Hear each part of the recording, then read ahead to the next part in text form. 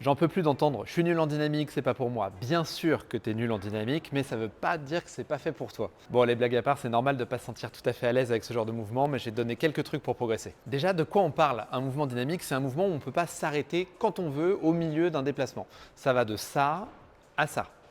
Et comme on n'a pas la capacité de s'arrêter quand on veut, eh ben, on n'a pas une bonne sensation de contrôle et donc ça peut avoir tendance à faire un peu peur. Si tu te reconnais là-dedans, je te propose 3 exercices qui vont t'aider à apprivoiser un peu le sujet. Premier exercice, s'habituer à la chute. S'il y a un mouvement dynamique qui t'intéresse, tu vas avoir comme mission au début de ne pas le réussir, de tomber, tomber, tomber, tomber. Et quand vraiment tu te sens à l'aise avec cette chute dans différentes configurations, là tu mets ton vrai essai et normalement, tu devrais être beaucoup plus libéré, ça devrait mieux se passer. Pour le deuxième exercice, tu vas prendre un mur gavé de prise verticale ou légèrement dévers. Le but, ça va être de déplacer les deux mains simultanément dans tous tes déplacements.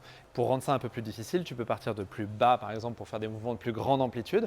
Et surtout, tu peux aussi aller chercher des prises qui sont plus excentrées, plus sur les côtés. Troisième exercice, les run and jump. Si la salle n'en propose pas, tu peux en créer. Il suffit de trouver un gros volume ou une prise qui soit pas trop haute. On commence juste par essayer de se mettre debout en prenant un tout petit peu d'élan pour monter sur la prise. Puis on va essayer de faire un peu plus rapidement, une prise un peu plus haute, voire les deux pieds.